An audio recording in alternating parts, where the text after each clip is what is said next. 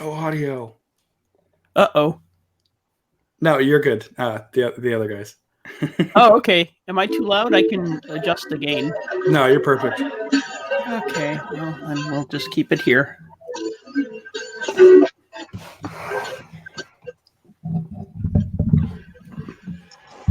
Welcome to episode number 75 of About the Cards podcast, live tonight on YouTube.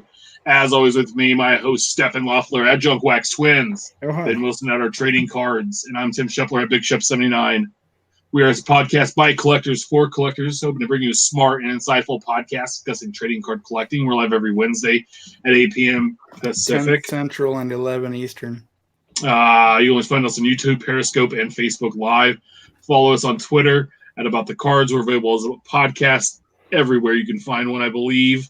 And check out the website aboutthecards.wordpress.com and find us on Flick Chat app, and we can chat in there. We've been talking about Prizm lately. And breaking news, the Arena Football League has filed for Chapter 7 bankruptcy. Aw. Poor guys. Yes. Real quick, I want to introduce, you see a fourth member with us tonight. I am really enjoying the background there. I love binders and the bookcases. Those are amazing. Mine are to my right here. But we have a special guest, Sal Barry at Puck Junk on Twitter.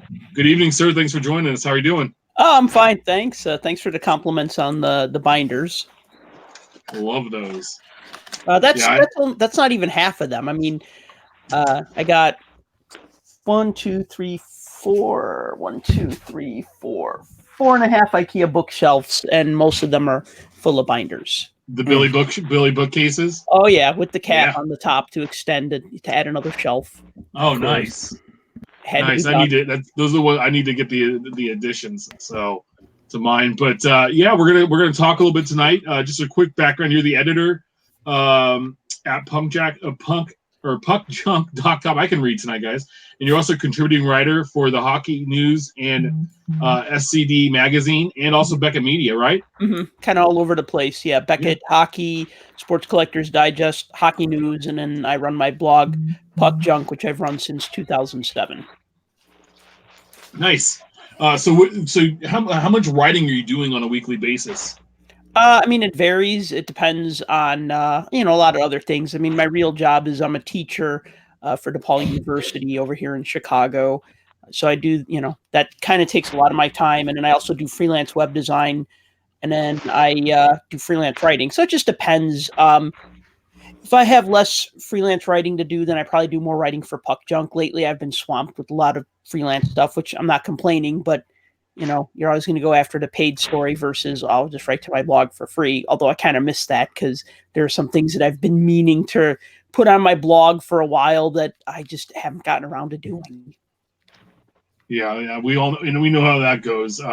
We have our site, and we try to keep it updated as possible. Sometimes like real life things get in the way, or where you actually are making some money, get in the way of the fun that are the pleasures of that you love to do. So tell us, how long have you been collecting?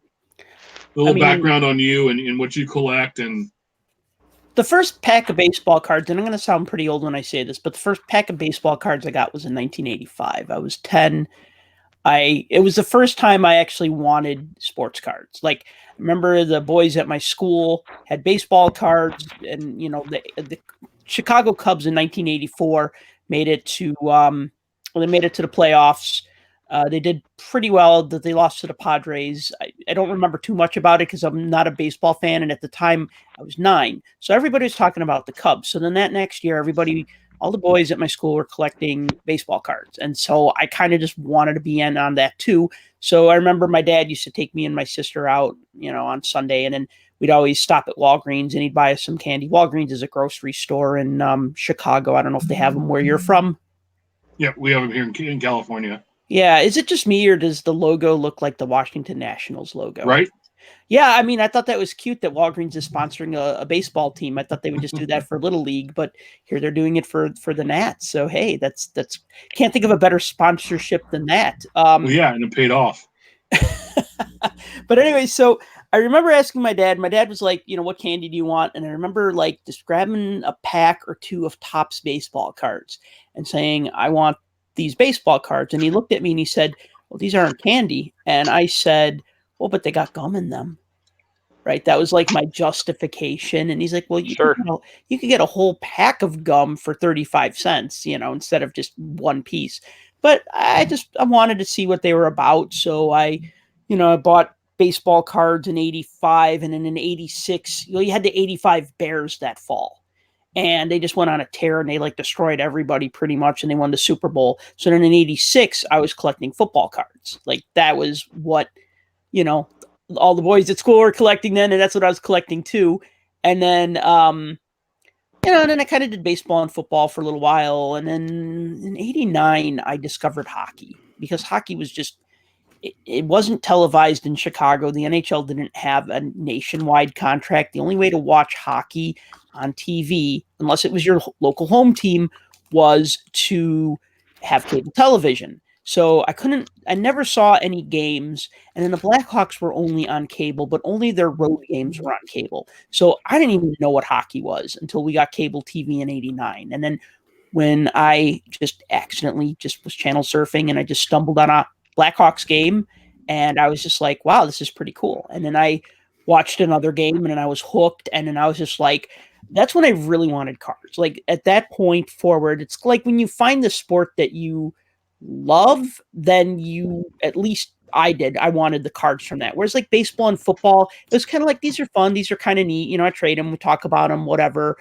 But with hockey, that was just what I really wanted. And so I've really been a diehard collector since 89. Though one caveat, like most people, I stopped collecting for a number of years in my early adulthood. And you'll find that I've actually found this to be a pattern with a lot of people where they collect during their childhood and then they take a break for a number of years and then they come back into it for one reason or another. I'm sure you gentlemen can relate. Yep. Sure. Yeah, no, I stopped collecting 94 due to the strike and going into high school, and then I didn't get back into it until 2012 when I had to move all my baseball cards from my parents' house into my house. Mm-hmm. So then it kind of rekindled. God, this was fun to do. Let's check it out. What are these worth? Oh, wait, they're not worth the paper they're printed on, but hey, let's go have some fun. So, yeah, outstanding. So are you a strictly hockey collector now and Blackhawks or? Hockey is my main thing. I don't really collect other sports, but I mean, I pick up a random sports set here and there. Like for instance, there's a big show in Chicago over the past weekend called the Chicago Sports Spectacular. I had a part of a booth space there. I was actually selling some T-shirts that I had printed up, which I could talk about later, that are actually designed to look like old hockey card wrappers. So, I didn't have a lot of time to walk around and shop, but actually I picked up an 89-90 Fleer basketball set just because, during those years, those are like the golden years of the Chicago Bulls. So I saw like a Fleer basketball set for like $15 and I'm like, this is kind of fun. I'll buy it. It had the stickers, and I was just like, like random stuff like 90-91 Skybox basketball. I remember buying those in packs as a kid because they were just cool cards. I was kind of a little bit into basketball because, again, the Bulls were a good team, but I wasn't like diehard into it. And, just like random stuff. Like I have a complete 86 Topps football set because I went back years later and I said, I bought these as a kid, so I'd like to have a full set. And I have a lot of the like 80s and early 90s Topps baseball sets, but mainly hockey. I have hockey going as far back complete set, 68, 69 Topps is my earliest complete set. I do have one card from the 1911, is it the C55 set, but nice.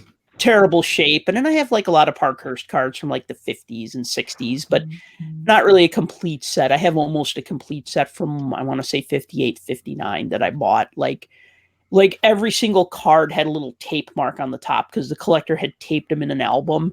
And then it so it's like, all right, well, for a couple bucks each, this isn't too bad. So, but yeah, mainly hockey, stick to what you love and you'll never be disappointed. What's your go-to? What product, what hockey product? We're learning about hockey here at the National. I attended. I opened my first box of hockey ever, and it was 18-19 Series 2. Okay. And I got a Carter Hart Young Guns. Yeah, that's a good one. Told that was a pretty nice pull for my first box. But What's the one product ever you can't wait to drop and you can't wait to spend your allowance on? Usually allowance. I only sound 12, but I assure you I'm older. I'm a big man and I'm a 12-year-old boy inside of this body, so don't worry about it. Yeah, no, that's good. I like Upper Deck Series 1 and Series 2. That's over the last, I want to say 7 years. That's been the one set I've really been laser focused on. I like Upper Deck, but there's too many sets they put out, and there's too many, I want to say, similar sets. And what I mean by that is they're all like 100-card base cards and then hits, right? And so you have people who don't really care about the base sets, and I'll go be like, oh, okay, here's a complete set of Upper Deck SP Authentic for $5. Sure, I'll buy that, because it's a set and it's complete, but it's not something I'm excited about. Upper Deck Series 1 and Series 2 is pretty good. Well, no, it's very good.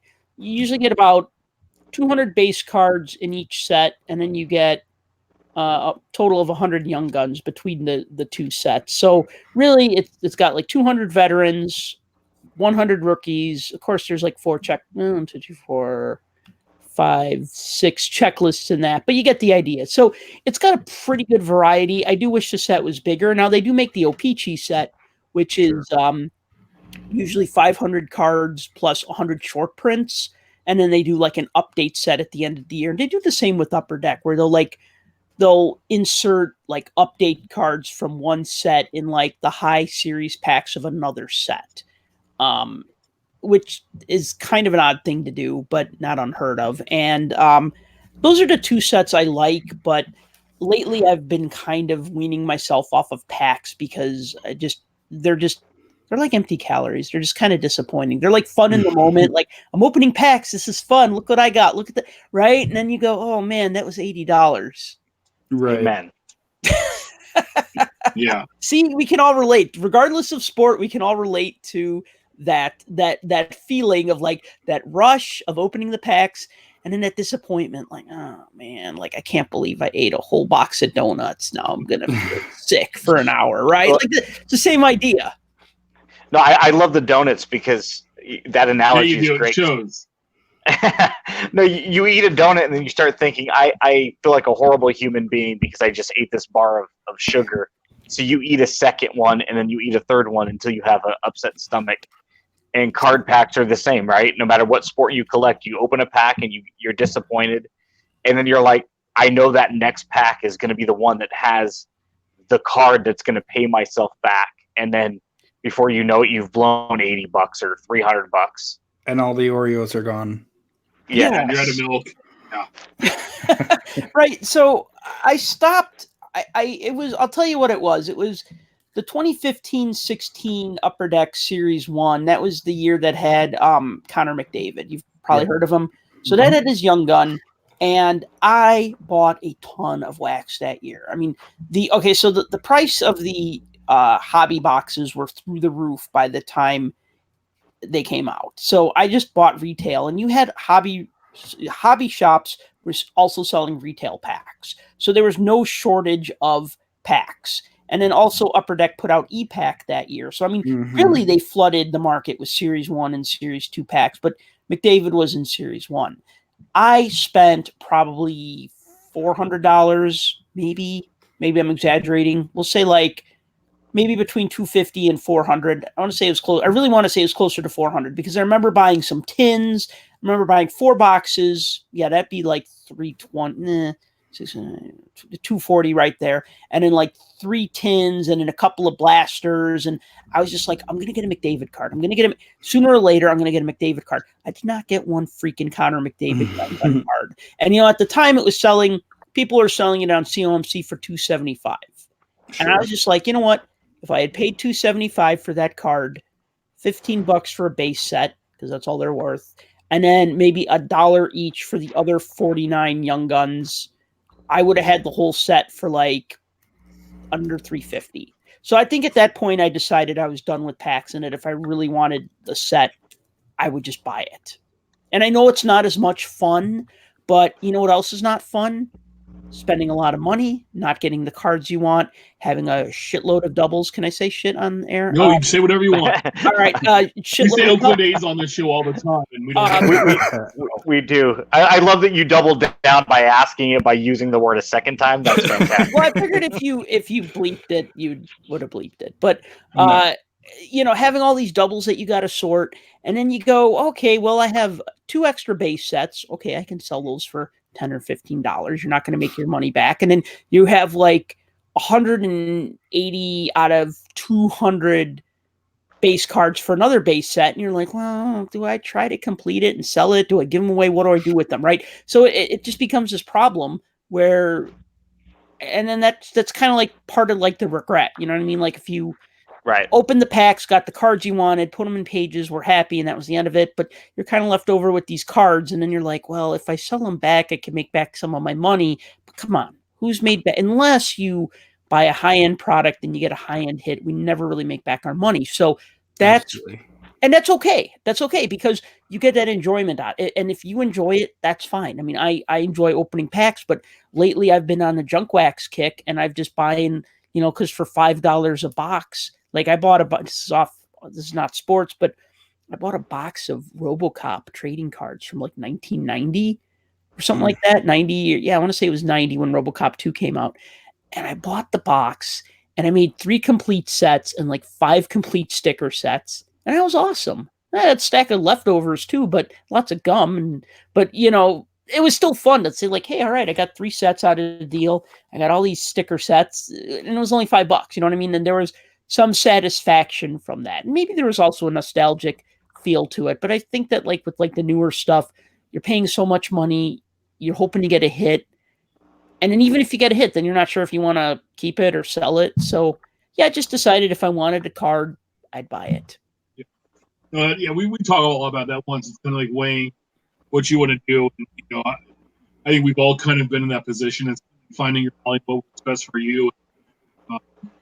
And then that's kind of like where, I think retail comes in, because you do go and buy this set, right? And you spent, you know, $15 to buy this set. You spend $100 or $200 to get the big card in this set, and you feel good about it.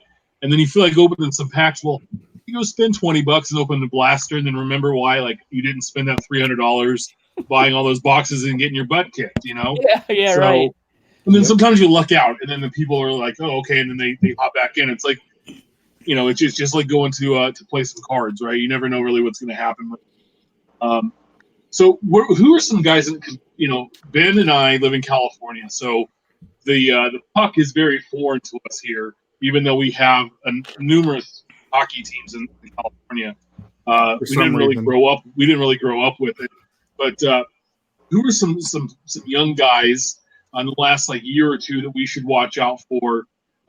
You know, if we wanted to say, go in and maybe, you know, everybody knows the big names like Peterson and Elias Pettersson, right? And then McDavid. Mm-hmm. But who are some other guys maybe a little under the radar that if we wanted to kind of go and you know, buy and follow a career, would you say is a good guy to go and kind of root for?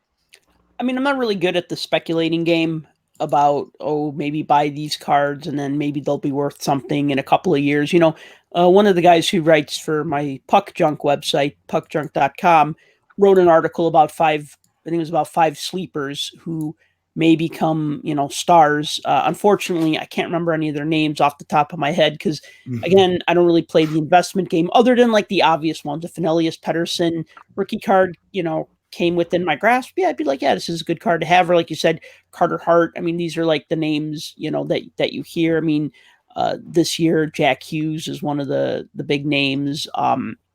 Cale Makar on the Colorado Avalanche. My co-host on the Puck Junk podcast keeps saying he's going to win the Calder Trophy, and then another one of my writers is like, yeah, Cale Makar is going to win the Calder Trophy, and I'm just like, kale, isn't that like a food? But anyway, right. So those guys, and in the last couple of years, I mean, obviously Austin Matthews, Mitch Marner, just trying to think off the top of my head, but I don't, like I said, because I'm not much of a speculator anymore. I mean, I was in the '90s, but who wasn't? But I mean, those would be good guys to look out for. And you know what's funny is like another thing that I'm going to say, and this isn't really a specific name, but it's like goalies, man. Goalies are like those diamonds in the rough. Because I got to tell made you, his debut last night. who that? What? Huh? Kakkonen Yeah. just made his debut last night. Well, like say for instance, Pretty like solid. Jordan Binnington, right? Who is on the St. Louis Blues? He's on the St. Louis Blues. He's a #1 goalie.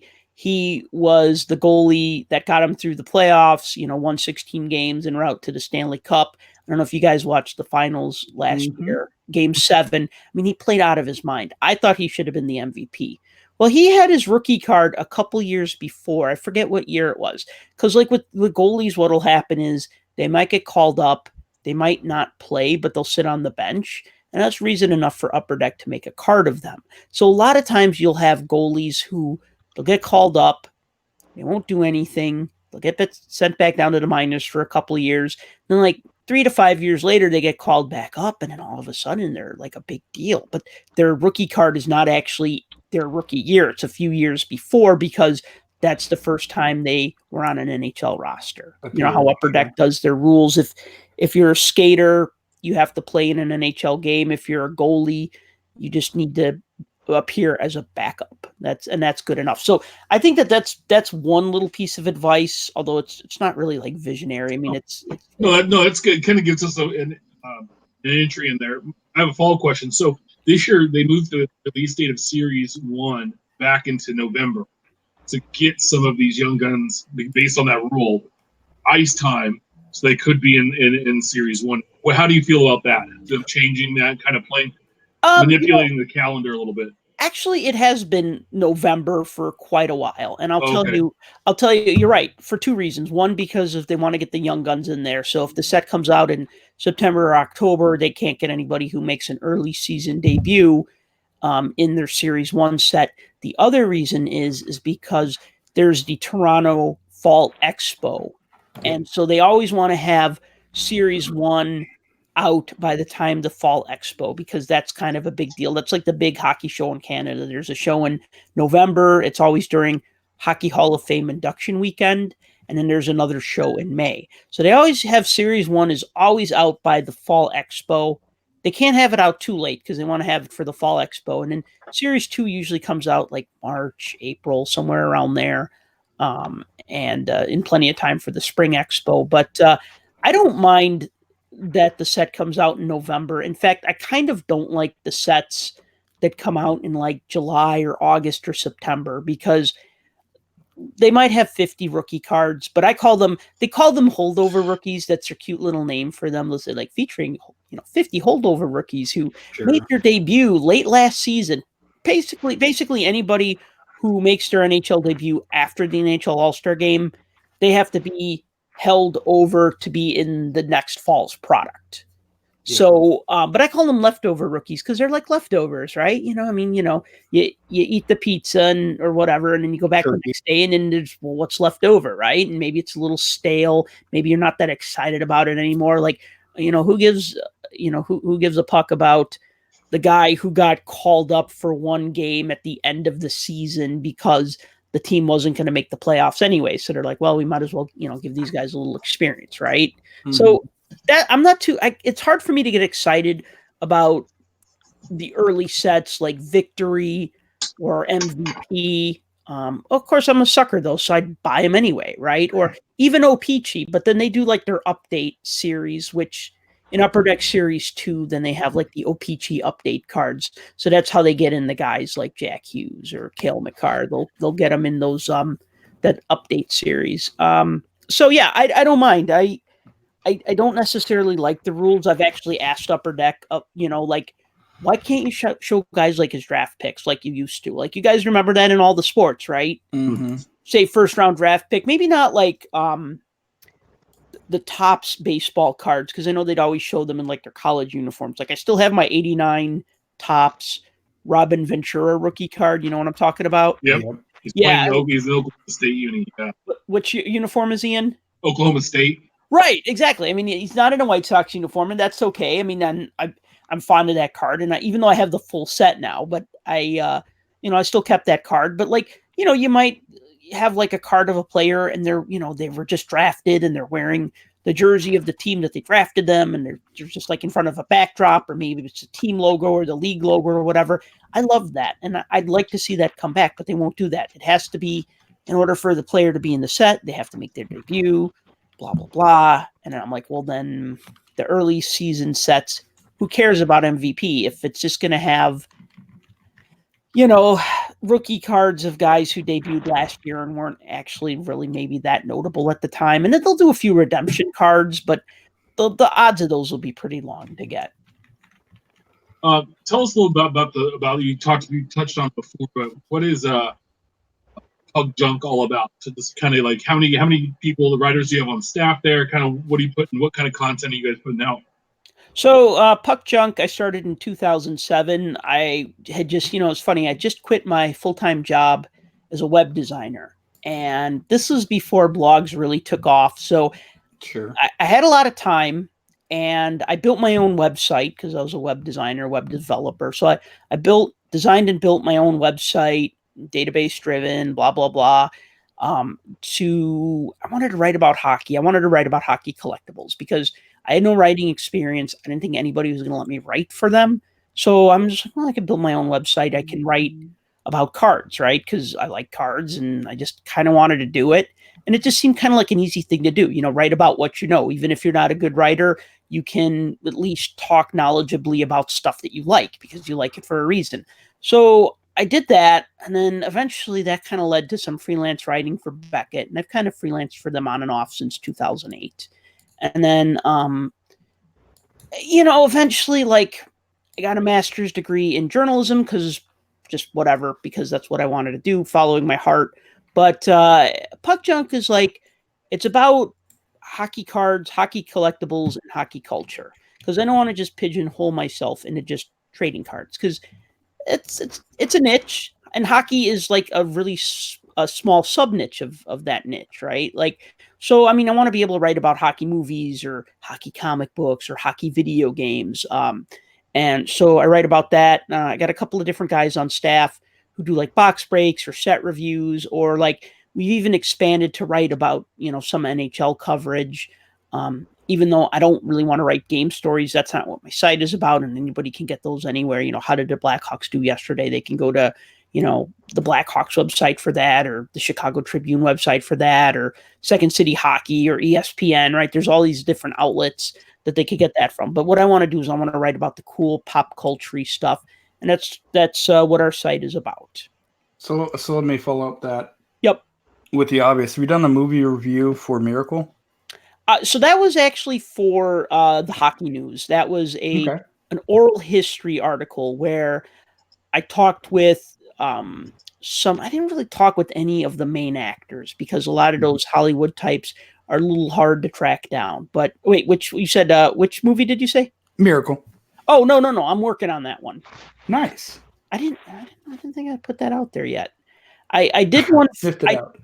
Beg pardon? I said I sniffed it out. Oh, okay.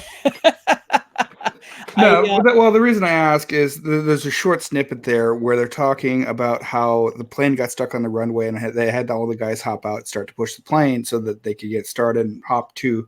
And what had actually happened was that it hit a moose or an elk or something on a trip from Roseau to my hometown, but they showed it as starting in my hometown, like before Christmas, whereas it actually happened in February. But for a brief moment in a Disney film, my hometown has full lettering across the hey, this is where that happened. I'm like, well, kind of, but not really. Awesome. Yeah, no, I'm actually working on that one now, but I completed one about the film Mystery Alaska, which came out in 1999. So I talked with like some of the stunt people, the cinematographer, some of the other people who are just involved with the making of that film, maybe more behind the scenes. I did one about the Mighty Ducks a couple of years ago where I talked with a couple of the actors. I talked with the writer. I talked with the cinematographer. I talked with the hockey coordinator who also trained the kids how to play hockey that were in that film. So, I mean, that's the kind of stuff. I mean, I would write about that because I want to write about that. But the fact that I could write about that for the Hockey News is better because that opens a lot more doors than, hey, I have this website called Puck Junk, and I talk to you about, your starring role in the film Miracle, right? Whereas Hockey News has a little more gravitas. But actually also I started a column with the Hockey News, semi-regular thing called Puck Culture, which will kind of talk about stuff that's hockey related and pop culture related, which has kind of been my jam over the past 12 years, right? Like, I want to talk about those hockey comic books or those hockey movies or hockey video games or stuff like that. Cool. Nice. So let's talk a little about the shirts. You talked about you were selling shirts at the Chicago show this last weekend, and right. you have a store on the website.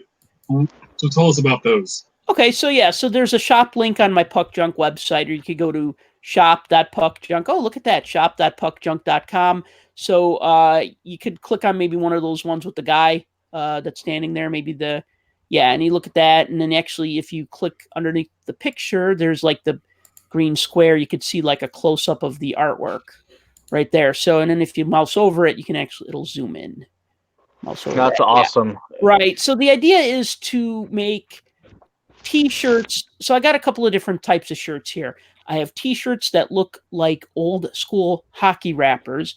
They're not the old Topps wrappers. They look like them, but they're not. They might use the same colors. They might use the same style of design. Those illustrations were actually done by my girlfriend. She's very talented. She's very tolerant of my hobby and even of my like wanting to branch out and start doing like hockey apparel. So I got a couple of shirts that look like old school wrappers, and then I got a couple ones that are a little more plain that are meant to appeal to like rec league hockey players. And as I move on, I'm actually going to expand into other areas of like hockey and pop culture, like that one that says no goalie, no game on the top row there. So if you guys play hockey or know anybody who plays hockey, they would get that expression. Basically, if you don't have a goalie in your lineup, you forfeit the game. So no goalie, no game. That's just a saying in hockey. So when I was selling at the show last weekend, that was actually my best seller, which I was surprised. I thought people would be like, oh, cool, an old card wrapper, right? And actually those did sell also, but the no goalie, no game was my best seller by far because people would stop, they'd look at it, they'd say, yeah, I know a guy who plays goalie. This is great. Or one guy, he was like, I play goalie. That is so accurate. And he bought one for himself. He bought one for his friends. So I was surprised because at a baseball card show or sports collectors convention, you're going to get more people who are into like the trading cards than maybe the actual playing of the sport. Nice. So as we end here, we appreciate coming on and hanging out this night. But we always ask every guest we have on, if you could only own one card that you currently own, you lost all the rest of them are gone. What's the one card in your collection that you would hold on to and why? Oh, okay. If we're not talking about value, if we're just talking about sentiment, because I think value just kind of clouds everything, because then you just pick the most expensive one, right? Yep. So let's talk about sentiment. So I got a little story behind this, but you might like this story. So the Chicago Blackhawks had a goaltender who's in the Hall of Fame now. His name's Tony Esposito. He played with the team from 69 to 84. He was my aunt's favorite player in the 70s. When I got into hockey in 89, I was just like, oh, hockey's awesome. The Blackhawks are awesome. My aunt had a Tony Esposito jersey that was hers from the 70s. And she said, here, you can let me have her jersey, but she made it clear, you can borrow this jersey. It's like not yours for keeps, but here you go, kid. Because she had attachment to it too, right? So I had this Tony Esposito jersey, number 35. This was before they put the names on the back. So it just had 35 on the back and on the sleeves. And I really wanted to have his rookie card. And in 1990, I tracked one down, and this was pre-internet. This was like mail order or phone catalog order. And I was, I was like 15, and I'm calling every card shop I can find in Canada. I'm like going through like Baseball Card News or Beckett Hockey Magazine and just looking at the dealer numbers and dealer listings and ads. And I'm calling around and I'm asking, do you have a Tony Esposito rookie card? Do you have a Tony Esposito rookie card? Like, it was just funny because it's like, it almost sounds like a prank call, right? Like a 15-year-old just calling up, hello, this is Joe's Sports Cards in Toronto. Do you have a Tony Esposito rookie card? No, sorry, kid. Okay. And then hang up, right? And I probably racked up like $50 in long distance bills, which kind of annoyed my mom, but she understood that I wanted this. And then I found somebody who had it. So my aunt charged it for me and I paid her back. And yeah, that's the one. I'm fond of it. I actually have a story about that on my site. Wait, maybe not. Yeah, I do have a story about that one on my site. But yeah, that's the card. So I have a lot of sentimental attachment to that card just because it was really the first card. Like, we talk about white whales and collecting grails and stuff like that. That was probably really my first collecting grail. I mean, now you just go on eBay, you spend $100 or whatever, you get one, and that's it. You find one at a show. But back then it was just so much more work to get that. I mean, if I went to my local card shop, yeah, they might have cards from the past 5 years. They might even have ones from the 80s or 70s, but that was kind of a high dollar card for me. So that one's close to my heart 30 years later. It's funny you mentioned Esposito here. Check this out. So it's one. No, I am unmuted. It's strange. Let's try this. No, I picked this up a few years back. It's kind of like an evolution of goalie masks. Yeah. I see. You got the Jacques Plante mask, and then Sawchuk, Dryden, Perrant, Esposito, and then Belfour is signed. Nice. Which, it being from Dallas, it's kind of probably easier to get. But it's one of my sorry guys. Wall pieces, but I want to get the rest of the living guys to sign it at some point in time. And what's interesting about Esposito was that, I mean, if you look at like goalies who are innovators, of course, Jacques Plante gets credit for, innovating the goalie mask, even though he wasn't the first goalie to wear a mask or even the first NHL goalie to wear a mask, but he was the one who really pushed for it and popularized it. But what's interesting about Tony Esposito is that he wore that fiberglass mask, that sort of Jason style mask, but he pushed the design because he made the eye holes bigger, like around the bottom of the eyes, so that he could see the puck easier when he was at his feet. So he really played around with modifying the mask. And then on top of that, you'll notice probably in that picture, I couldn't tell too well, but it looked like they were there. There appears to be like cage bars around the eye area. Do you see that? Yes. So that was another innovation that Tony Esposito did, was he took like the face cage of like, maybe that was a lacrosse mask or maybe that was a cage for like kids who played hockey. I'm not sure, but he put that around the eyes because he wanted to make the eyes holes bigger. Yeah, that's exactly it. He wanted to make the eyes holes bigger, but he wanted to have some reinforcement and protection. So that picture's creeping me out because I could see his So he was an innovator. He wasn't. I mean, he has the rookie for the record for most shutouts by a rookie with 15. That's going to be a really tough record to break. I mean, it's stood here since '69. So what are we looking at? 50 years. Yeah.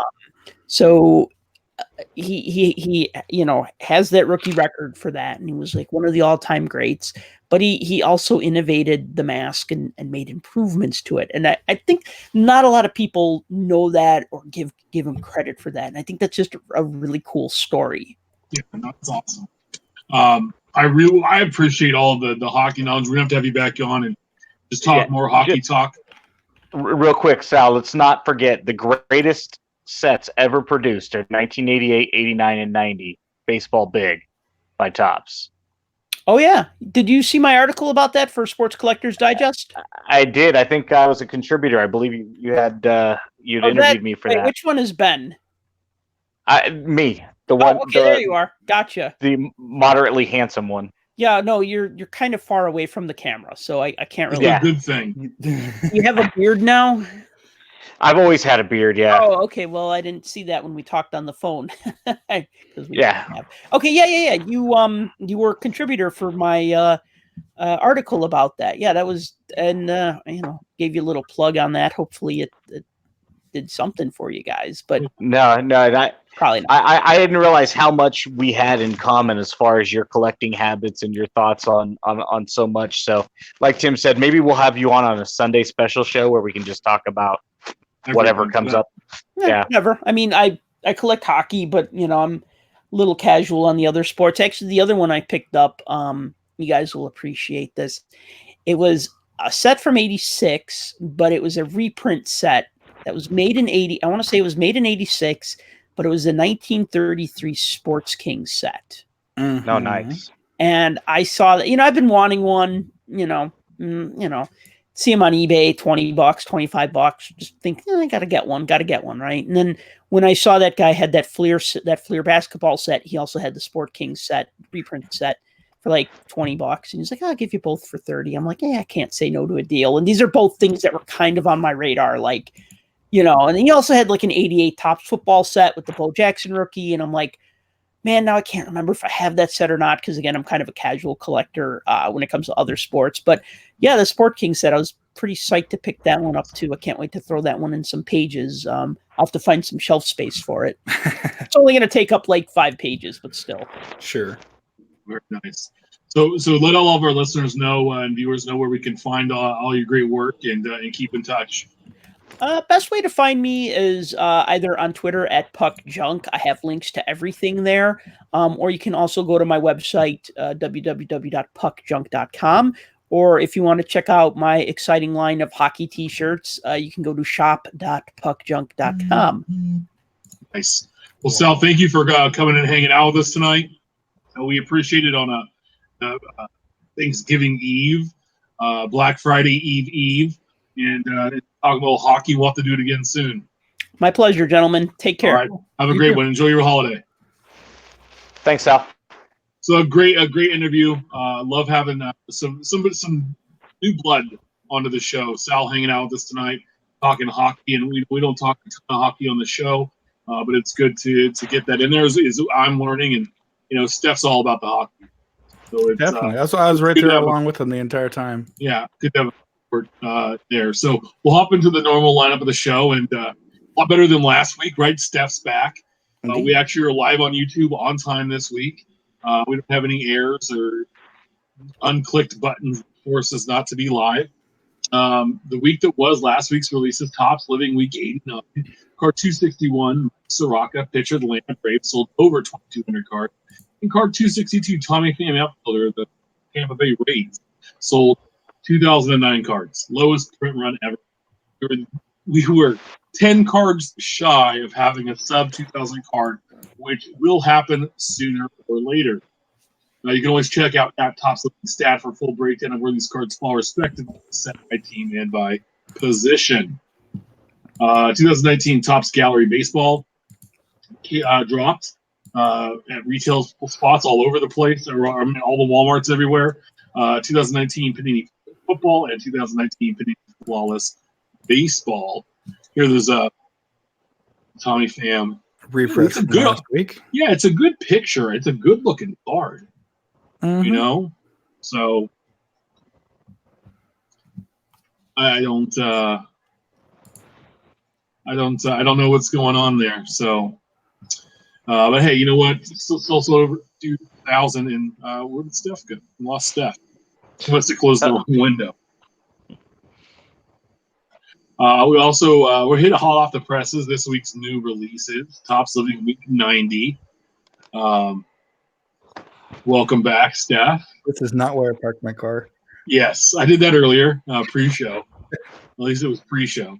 So Topps Living Week 90. Wow, it's a big number. Card 263, Gary Carter, Hall of Fame catcher for the Montreal Expos. At 264, finally, Brad Keller, rookie pitcher of the Kansas City Royals. We finally have another Royal in the family. I'm super excited about that. Won't sell a lot, but hey, not a big deal. The Expos have 2 cards, while the Royals just moved to 6. The Expos aren't even a franchise. The thing about that Gary Carter is not only is it the right team because it's an Expo and not a Met, but it's at Wrigley. So our friends, Once a Cub, our friend 1 Million Cubs, and all of the other Cubs collectors might need to buy it because of what's featured behind Gary. Well, and And then also too, the guy that the Cubs collector that collects Ivy cards. Mhm. Yes. Yes. And it is the third It is the third. Face team. shot. Yeah, non-headshot. Yeah. And we have Bartolo Colon because his head was too fat to fit on the frame. Some schmuck named Dustin Fowler. And Amy, actually, he is the cousin of Amy Farrah Fowler of Big Bang Theory. And now Gary Carter, who I always thought my dad kind of looked like in the 80s. My dad didn't agree, but they did look a lot. I'm glad they got his hair like that, the big smile. I mean, I'm not a big fan of just because it's inconsistent with this set for it to be a full body image. But if you're going to have one, I mean, Gary Carter would probably be the guy to have one just because he's iconic. And it's such a great picture, the colors of the Expos. And it just, for any of us that grew up collecting pre-1995, it's such a fantastic card. Yeah. I'm glad. And yeah, Matt's right. He is the Ivy collector. Once a Cub, he's the Ivy guy too. He's all of them. He's got to have this Expos card in his Cubs collection. That's true. So I'm excited. I always was a fan of Gary Carter. It's good to see him on the Expos. We got a Royal this week, so I'm happy. We got the rookie, so I'm happy about that. Also this week, 2019-20 Upper Deck Black Diamond Hockey. Today, $200 a box, 1 pack per box, 5 pack. You're going to get autos, man, premium inserts. You're also going to get one exquisite bonus pack that has one exquisite card in there. The 70-card base set, all numbered is $249. It has a lot of bling and flash, as Cracknell said. It's a high-end product with a checklist that includes a mix of autographs, mem, and gem cards. The diamond relics are numbered to 5. The rookie relic, diamond rookie relics are numbered to 99, which was pretty sweet. And there's a 96, 97 Black Diamond hockey design that returns for tribute cards for rookies, and those are numbered to 249. There's also they're honoring legends Joe Thornton, Patrick Marleau. I think both of those guys were San Jose Sharks, if I'm not mistaken. They were. At one time. So Black Diamond sounds like a kind of high-end, very nice product. I don't know if they're doing it this year, and that's if they're going to do it, they'll probably do it with the diamonds themselves. But in years past, they would have rarity tiers where, depending on how many diamonds were on the card, was how rare it was. Yeah, it was always kind of a nice idea to differentiate. Hey, this has 3. Well, this one has 1. Well, this one has 4. Okay, well, I have something nice. Maybe. Yeah, no, pretty interesting. I'm excited to see that. Then we also have 2019 Topps Transcendent Collection. Now, I hope you guys saved your pennies in your allowance. $27,000 a box. You're going to get 50 Transcendent Collection autographs. 48 of them are numbered to 25 or less. 2 are one of ones. You're going to get 1 autograph patch or autograph bat knob or autograph nameplate book card that's a one of one. You're going to get 1 Derek Jeter autograph that's a one of one. You're going to get 1 1953 Superfractor that's autographed that's a one of one. 1 oversized cut card or letter patch autograph that's a one of one. You're going to get a 1 franchise favorite sketch card that's a one of one. A 50 card base set. 100 card franchise favorite sketch reproduction set, of which George Brett included, yes. And a VIP invitation to hang out with the kid himself, who just turned 50, Ken Jr. Base set is numbered to 100, so obviously there's 100 sets. It's 205 cards total in the box. This is the 4th year of the release. This historically has been very good as a group-breaking product. As for signers, they've limited it to big-name vets, rookies, and retired players. So, back up the truck before Black Friday and buy yourself some Transcendent Collection. Ben, have you checked out the list, the checklist for the A's that you need to buy? Yeah, there's a Ricky Henderson base and a Dennis Eckersley sketch card. So those will be the 2 that I'm going to do my best to add if I can get them at a decent price. But I'm not going to go nuts. I mean, I actually think this is good. You can probably grab either of them for under $50 each. So depending on how you value this, you can probably grab some of the stuff. But there's a ton of Angels stuff. Our friend Ivan at Watch the Breaks had tweeted this morning about everybody looking for Prizm, and he was waiting for Transcendent to start popping on eBay. And I looked this morning, and it was just Ohtani and Trout all day long. So I'm glad I'm not an Angels collector. Yeah, this might be the year I buy a Transcendent card, hoping to get the George Brett reproduction sketch. I wonder how much one of the cases, just the case, would go for. Ask Brent, because I know he opened a case, at least one case, so he might sell it to you. Yeah, that was cool to see. We also have 2019-2020 Panini Absolute Memorabilia. That drops on Black Friday. $2 a box, 2 packs per box, 5 cards per pack, 2 autos, 2 mem. The base set is a mix of rookies and vets. Parallels exist at multiple levels, with permanent from 99 to a 1 of 1. The product is built on jersey swatches and patch pieces. They also use like basketballs and caps this year. It's interesting. I was just actually saying to Angela and Biggs, who we've had on the show in the past, that I'd love to see. Sorry, 1 second. I'd love to see. Playing injured tonight, so yeah, it's got another flu kick. No, I'd love to see them bring back the unique relic pieces, not just a plain jersey relic, but like a hat, a sock, a glove, or in this case, a shoe, a basketball, shorts. Yeah. One of my favorite relic pieces is a lime green Ricky Henderson batting glove. Oh. And they're just so fun because, I'm trying to get my son Bentley excited, and he loves relic cards, and Tim can attest that our LCS has a lot of inexpensive football and basketball relics for $1 or $2, and it's a great way to get kids excited. I've picked up a couple relics, a couple cheap autograph cards of basketball players, just no names, or throwaway cards as the LCS decides, because it helps teach him the value of trying to protect and take care of those cards. Mm-hmm. But I really love those football relics. I always try to gear him towards something that's not just a jersey swatch, but something that's, and at 5, he thinks it's the coolest thing ever. That he loves to rub him, doesn't he? Yeah, the football.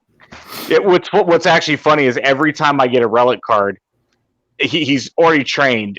I'll say, do you want to see this relic card? And he holds up his finger, and he's like, "Dad, it's clean." To make sure that little finger is clean, and then he'll touch it really softly, and he's got to touch. I just got a triple threads Matt Olson, like 8-piece or 10-piece, and so he's got to touch each of them individually, although they're exactly the same. So it's really cool, and it's fun to try to get him excited. But to your point, Steph, the stuff that's not just jersey or bat is fun, and they should bring it back because it's something different. Not cleats and stuff that stick out of the card, but a piece of basketball, a piece of football, the skin, the helmet, those are neat. They are also the tools of the trade signatures. These either have 3, 4, or 6 pieces, all for a combination of items, like John Morant here. And then rookie autograph variation, limitless signatures, which limitless are beyond their veterans or retired players. Those are all long card autographs. So those do have some non-sticker autographs on here, which is great. So good to see that. Well, let's hop into what's brewing. Next week's release is it's a big list. 2019 Panini Rookies and Stars Football, which I've seen at retail for 2019 Bowman Draft Baseball, 2019 Panini Obsidian Football, 2019 Panini Elite Extradition Baseball, T20 Panini Prizm Basketball, which we'll talk about shortly, and 2019-20 Panini Donruss Basketball, which it's interesting to me that both Donruss Basketball and Prizm are set to release the same day. So we'll hop right into Infield chat of the Hobby Talk. So 2019-2020 Prizm, Panini Prizm basketball made it to retail this week. The first Zion Silver sold $2,000 or $1,200. It was listed, I think, at $2,500 or best offer, and ended up being $1,200. Our buddy Tony's Hobby Ball, or as he's known now as Pony's Hobby Ball, he got his card from Target. They spelled his name Tony, which is just better than Tony, right?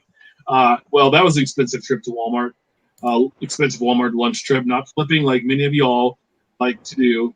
Nothing wrong with that. Purely for fun for me. Even my wife, who knows who Zion is willing to help rip it open, hoping people will sell DC. He had a bunch of megas and value packs and hanger boxes and blasters. And our buddy Ken Kinsley, I think, got the ball rolling on Monday because he said that he went and robbed a Walmart and had a cart with this stuff. And then he filmed a video. He was opening them. And I was interested because we've talked about this before. Prizm retail is the only way I'm going to be able to afford to buy this product.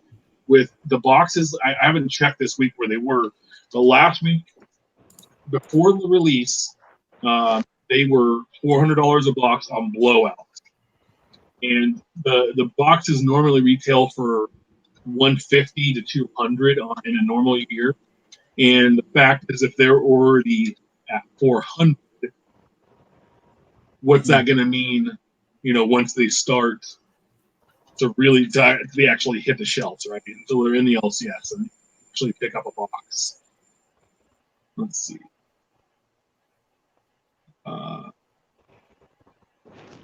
Yeah, 420. They're up to 425 now on a hobby box. So they've gone up to $5. It's crazy, right? Here's some of what he had pulled in all of those boxes. Zion. So I also ended up on Tuesday. I was out running some errands and I ran to Walmart, and I ended up seeing O'Neill, who works at LCS, and he was out looking to see if it popped yet because he heard, and they hadn't. So I hit a Target and I found 15 loose packs, which I bought, which were $3, and then ended up hitting another Walmart later, and I hit a Target before that. Somebody had already been there and grabbed all the loose packs, and so then I hit this Target or this Walmart right down the street. I walk in and the guy's at the card aisle, and he has the 3 shelves, the little boxes they put on the shelves, all sitting on a conveyor belt. He's just staring at them, guard him like a mama bear, right? And I'm like, damn it.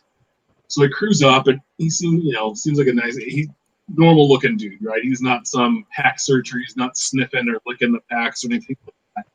So I said, hey man, what's up? Are you buying all these? I'm trying to find a few today.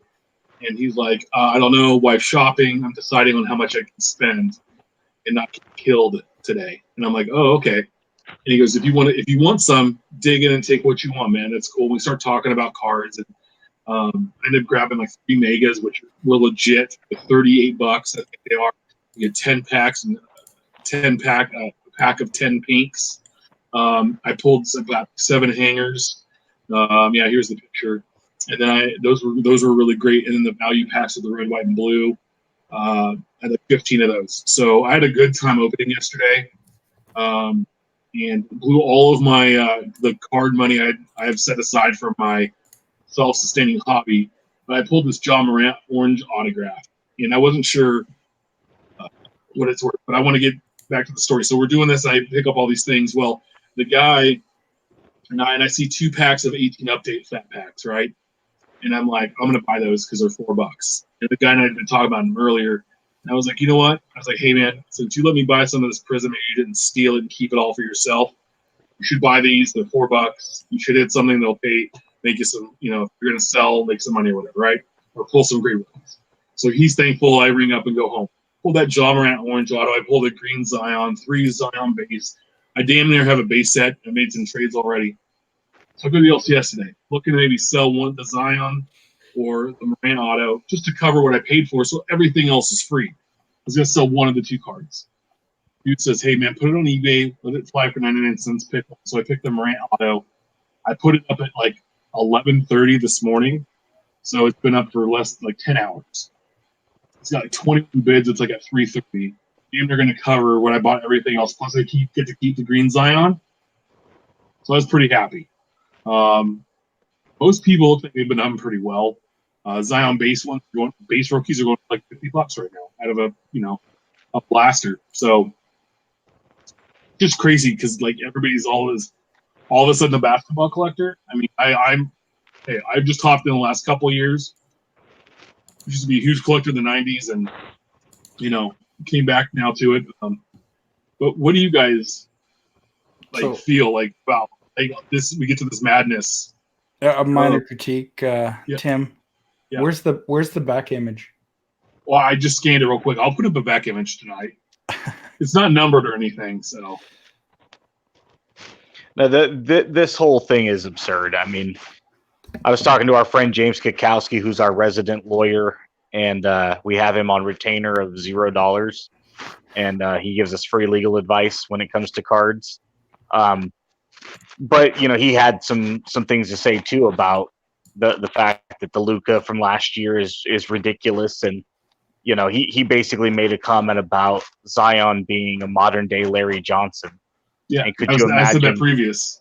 I know we've compared him to Corliss Williamson and maybe a slightly more athletic, slimmed down Charles Barkley, and could you imagine spending that kind of money on a guy who might have a Larry Johnson career trajectory? I couldn't. And I made a comment. I was talking to James and again, our friend Ivan, and we were kind of going back and forth about Luka. And Ivan's like, the Luka that was $600 last year is now selling at $2,000 graded 10. And he's like, that's the Luka effect is what's causing Zion to sell as it is. And with that, my thought was, if I was a Mavericks collector, I would rather spend the $2,000 in today's market. Now that he's established, it's more static, it's more fluid, than pay a speculative price last year at $600 because we didn't know what Luka was going to be. Here's a guy that the Kings passed on, and then the Hawks end up drafting him and trading him to Dallas in the Trae Young deal, and we just don't know what Luka's going to be. He's a foreign player. Some of those guys are phenomenal, and some guys flame out. And, my thought has always been pay, even if you have to overpay, pay once it's an established market as opposed to paying speculative prices. And that's really the problem right now with we've talked about it before, the fear of missing out. Right now, Prizm is hot. Nobody wants to miss out on it, just like Bowman Chrome in baseball and contenders in football, maybe. I mean, I'm not sure if that's the best comparative product, but that's why people are hopping on it. I have to get a Zion. Yeah, and the thing is that anything that we collect now, or the rookies, they're still going to be unproven, but the price is just real quick. Just if you look at the hobby box, right, being $425. Now Panini retails that at $150 to $200 a product, so that's what value they believe each box should produce. Right, kind of like, hey, on average, this box should produce a $200 value, right? But now that it's being valued at times 2x, a lot of people are going to get burned on that. The one thing I can say about retail is that those prices, unless you buy on the secondary market, are what Panini said the price points to be, right? So they're at the same price, so there's not an inflated price, and you're going to get that return is a lot easier to happen. I don't know if Zion's the next great thing or not. As you guys know, I like base rookies, and I'm a set builder. So if I can go and spend money and buy all these and get close to that set, pull an awesome card, because I'm not an autograph guy, sell the autograph to pay for all of that, and then I get to keep it all for free, that's me all day. That's awesome. That's a super better feeling to me. Hey, this set was free, and then if it takes off, outstanding. I want to tie in this as you brought up the Luka thing. So the 1819 Luka Doctor Silver PSA 10 has eclipsed $2,000. On 9/5, September 5th of this year, a Probstein auction, which we all know shill bidding has been associated with them. sold for $604, 22 bits. Okay. On November 1st, this month, 26 days ago, a Luka 10 silver sold for $699. Yesterday, one sold for 2K and some change. Yeah, 225, 299. Base graded rookies, not silvers, not graded. They were all day $15 to $20. I was buying them. I bought 3 of them. They are now, as of yesterday, selling for $100+. One of our local collectors I saw yesterday, he sold a Luka base rookie, not graded, for $115. Well, the kid is a triple double machine, and this is where I might I might contradict some of the stuff that I've said in the past, but he's now part of an established market. He's now a known quantity, right? Mm-hmm. Mike Trout's 2011 update is going to probably appreciate, but it'll probably at least hold value, unlike the Acuna, bat down SP, right? At this point, we know that Luka is going to be a productive player for the foreseeable future. He's still a baby as far as his age goes, right? Wasn't he? He's like 20 years old, right? Something like that, yeah. I don't know if we're not buying at the wrong time, though. I mean, there might be a little bit of a dip, especially in the off season. We all thought he had maxed out coming into the season, right? And he was going to take a dip. Luka's 20 years old. He's 21, February 28th. But everybody thought like he'd maxed out at like $600 or $700 for a silver, which is pretty tasty, right? And sure. The fact is that you over doubled that in a month. Now everybody's going after the halos, the optic halos are going. What's next? Because that's the next card. If you can't afford a silver, you get an optic halo.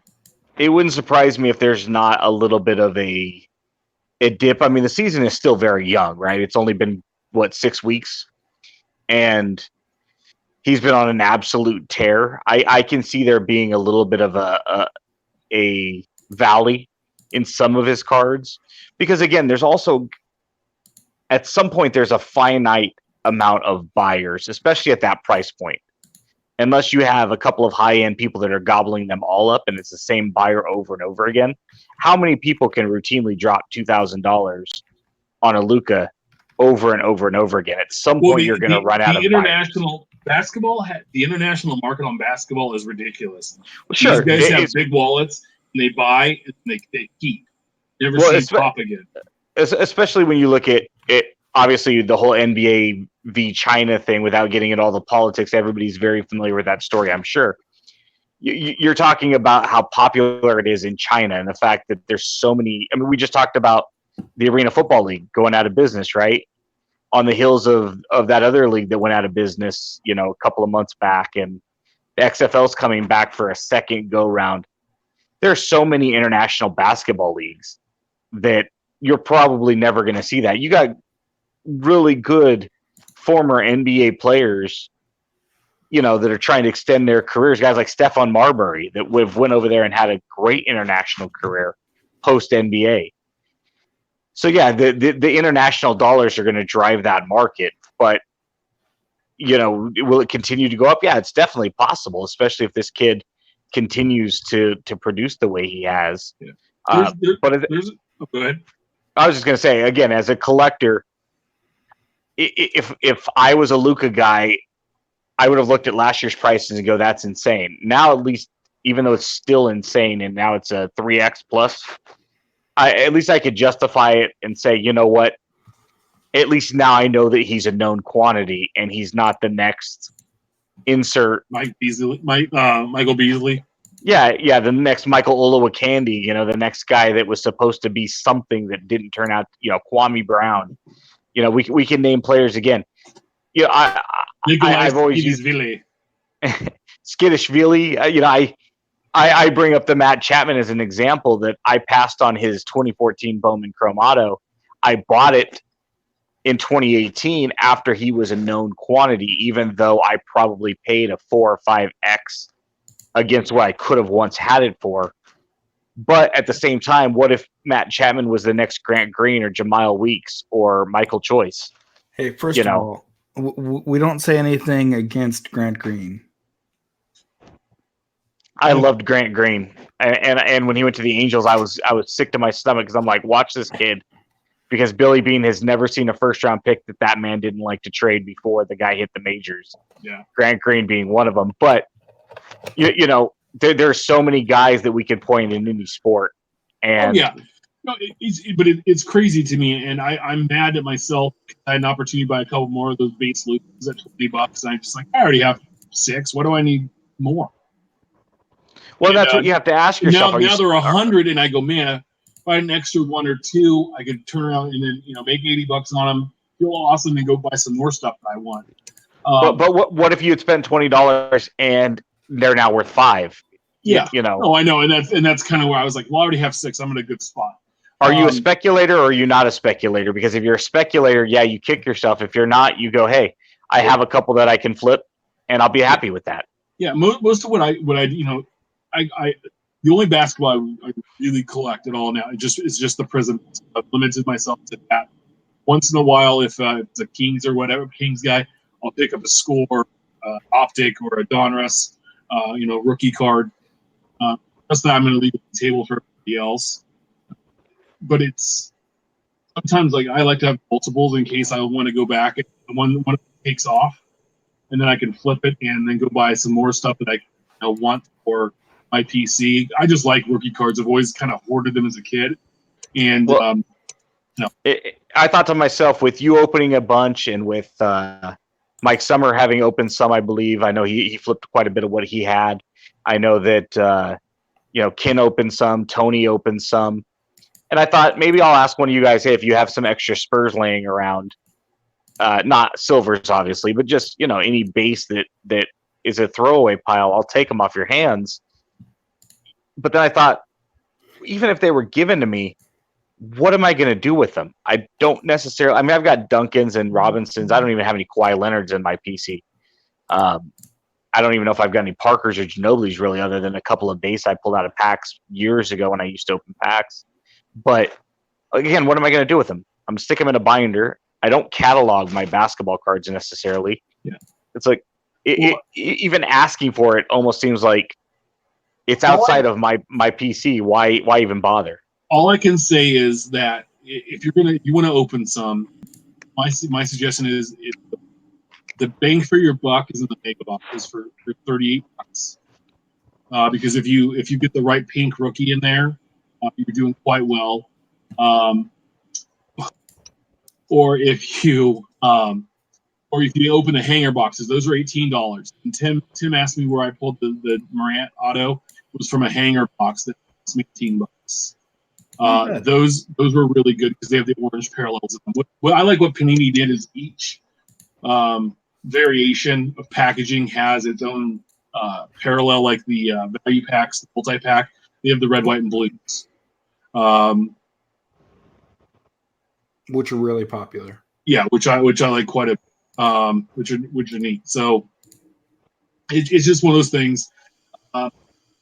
If you have an opportunity to buy some and you need to open and have some fun with, definitely do that. I know people are trying to flip, and what I can say is that we've talked about previously. It's hard to make money flipping and selling online retail boxes, especially like blasters and stuff. That can be done. One of my buddies bought those megas, and he sold 5 megas for like $400 tonight, right? So he paid 180. Anyway, we need to move on. Our buddy Mike Summer, who was on last week, and I saw this last night too when I went to see the checklist, went to Panini America's website, and he said went to the Panini America website to grab the 1920 Prizm checklist, which there still isn't any. There isn't a checklist yet.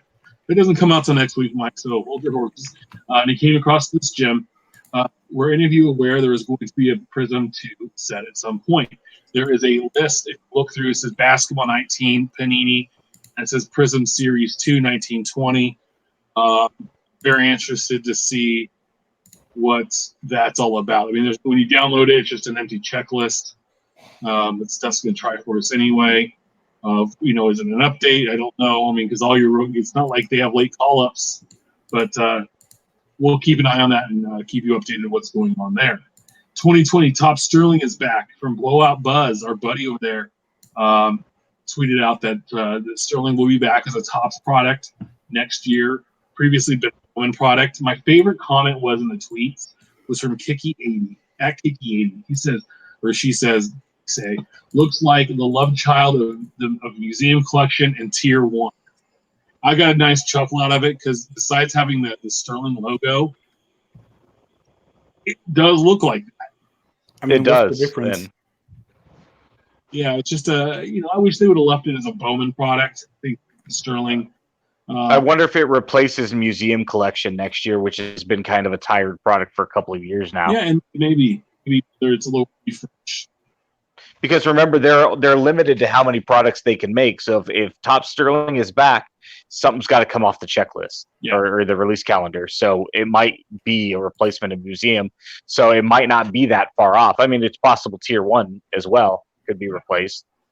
And then we have this Bowman Heritage. So our buddy Ted TL Shirts looks like at Bowman Cards Heritage is making a return from this year from Topps.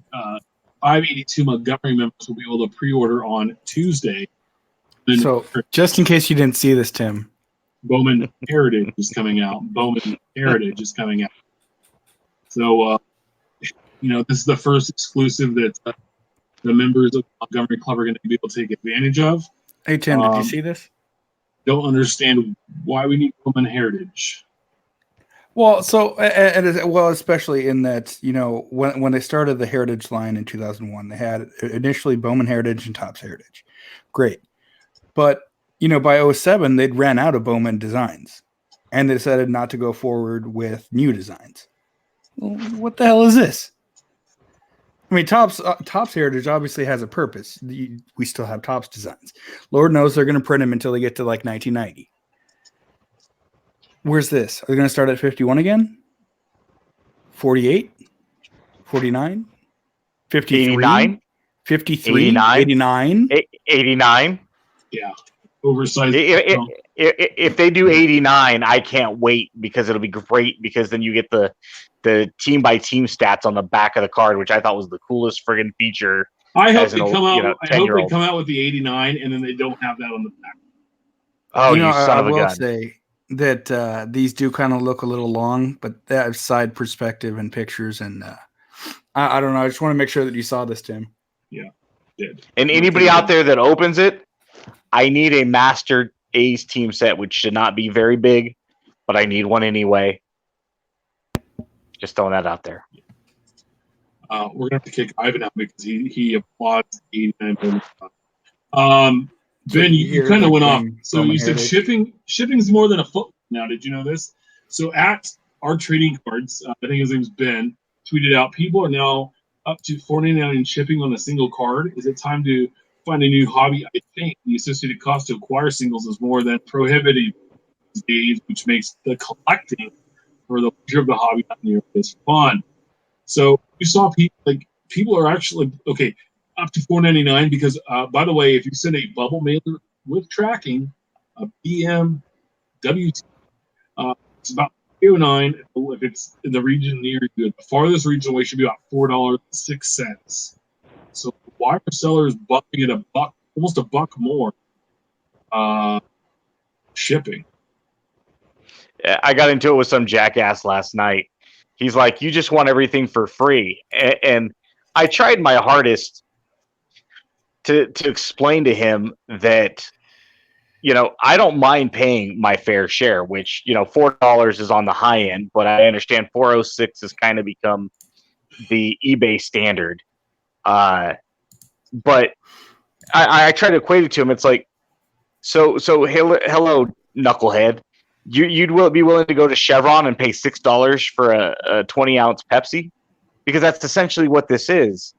A lot of your landed cost, your hard cost for shipping to what you're paying the post office is probably right around $3.50, give or take, right now for a bubble mailer with tracking, right? The issue isn't on a $20 card paying that extra $4. The issue is on a 99-cent card, it's very difficult to justify spending $5 shipped for a $1 card, a card that should be shipped in a PWE. And as our friend Bo would say, Team PWE, right? That was my issue. And now you're at $5. I understand a place like ComC, which bundles all of its shipping together. $5 is a cost whether you buy one card or 50 cards. I understand that, and I can appreciate that, you know. Or Burbank sports cards, where say $4 is your starting cost with a quarter for every card thereafter. Okay, because it's encouraging you, and the idea is you're buying in bulk. You're not buying a single card. But I'm sorry, it's not my job as a buyer. And so you can disagree with me if you want to pay for your gas to get to the post office and your scotch tape. Will this cost you to move where you buy cards now? What's that? Will this? So saying this, like, you know, you're buying, you know, you're not buying a team set, you're buying one individual card. Will this move you to buy cards from a different source other than eBay? Because this is eBay, right? It's not, you're not buying directly off someone on Twitter or Facebook or anything like that. Will this move you to buying fully from sports lots, from C, you know? Yeah, my problem is, yes, I guess for me, the way I collect, it's very difficult that I get stuck having to buy off eBay mostly. But I would imagine there's other collectors out there that don't collect in the same manner I do that will start to look at ComC or Sport Lots or, you know, even Facebook and Twitter, Instagram, other social media sites in an attempt to acquire these cards elsewhere. And real quick, to Ken's point about me not wanting it yesterday, it's an A's card. I want every A's card as it comes out in the future. What I don't want is some stupid player from some other team that had a really good game last night that everybody wants. Thanks, Ken. So do you think if people start offering free shipping, they're going to have better sales now? So, you know, so say I had a McGuire autograph out of 10, right? And what I have it listed at $25 with free shipping, but Steph has it listed at, you know, $20 but $5 shipping. What looks more attractive to you as the buyer? The 20 plus 5. The reason being is having sold high-end retail and having dealt as a buyer when I worked for Hostess, most consumers want to know where their money is going, right? I'm paying $20 for the card, and I'm paying $5 for you to ship it to me. Again, if I'm buying it from you, Tim, under the assumption that you're 25 free shipping, I don't know how you're shipping it. You could send it in a PWE, right? The onus is on you to decide how you decide to spend your $25. Stefan is telling me the card is $20, $5 shipping. I used to get into that all the time when I sold high-end retail. They're like, well, your competitor is free shipping. It's like, oh, honey, nothing is free.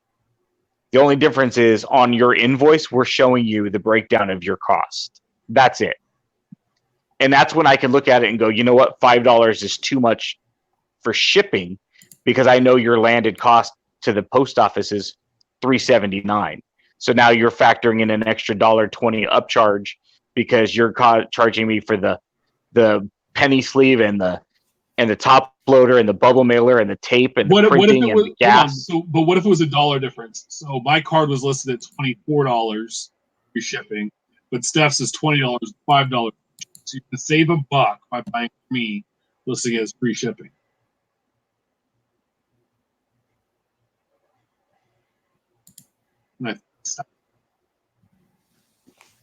Sorry. Yeah. Mic got muted. Yeah, no, I think I stunned Ben, so we'll move on. Is he here? No, yeah, no, he's frozen. Let's see. Let's bring him back. So There Ben, you did you hear my question? You started to say, what if it was $1, and then that's when I got dropped. So say I had the card at $24, right? And Steph has it for $20 plus the $5 shipping. Who are you going to go with? And your $24 free shipping? Yeah. I would probably look at your feedback in that case to see if you, or maybe I'd even send you a message. Hey, if I buy this, you send it with, bubble mailer with tracking. Yeah. And communicate, because I want to make sure that you're sending it, without a PWE. And that always goes back to a different argument about at what point is PWE accepted versus bubble mailers expected. Yeah. At that price point, we've talked about that before. You better be sending it a bubble mailer. But again, it's up to you, right? And I would also look at your description to see if you mention, how you plan to ship this. That's true. You're going to hop into some topics. I'm going to kind of lump them all together because they cover the same thing. So, King Griffey cleat. So, Buddy drew it. Let me get the topic. I'm kind of curious on this Panini quote game use King Griffey Jr. Probably is he never wore on cleats. He has his own Nike line. Maybe his son's All-American cleats. And it prints the picture to Brian Carr. So then we also have the Joe Johnson nameplate, Joe Jackson. And this was tweeted out by MEBU22 Mike. Finding it, I'm really finding it odd that Panini America would have chopped up a rare $500,000 plus bat from Shoeless Joe's bat from his career to put in a card. There's a video. And it's the videos of an AP report on Joe Jackson's collection, Joe Jackson collection being sold, and the bat is the only one to know known existence with his name burned in the bat. And so, how can we trust this is legit? So, back to the Griffey cleat. Mitch Layton, he's a brand manager at Panini, responded back. It appears the cleat you have in this card is game use from Aaron Judge. We bought the Judge and Griffey cleats at the same time from the same auction house. The Judge cleats were clearly on Farmer 2006 with white sole, and Griffey cleats are from 94 with black sole. Keep in mind the material is sent to the printing facility by a player in card time. When these cleats get built, these cleat cards get built, they are completed cards, just missing the material. Then the material is matched to the correct player and inserted into the card front. So they up there. And they're waiting for this Griffey card to see if it pops with, or the Judge card to pop with a Griffey Nike cleat. So what in the holy hell is going on there? So, as they tried to explain, as they produce these cards, they produce the designs first, obviously. Then they sent them to the print press, and then someone comes by and looks at. And for the relics, actually, in particular, some of the early 2000s Panini product, Playoff, Donruss, all of that line. If you shine light through the back of it, you'll actually see, the player's name on the backside of the jersey relic, and they're supposed to be able to say, "Hey, this player, this thing, match, boom, gone." Now, someone obviously screwed up or had one in one hand, one in the other, and accidentally swapped them. They fell, picked them off the floor, placed them in the individual ones. There was a screw up somewhere. Well, I mean, okay, how do you explain the Joe Johnson or the Shoeless Joe bat? That's a little less excusable. Legitimately, do you think that they would have bought a $500,000 bat just for a bat barrel like that? No, that'd be something you'd want to keep on display in theory. And I mean, it does look a lot like the Bo Jackson bat barrel that showed previously. Someone tweeted out.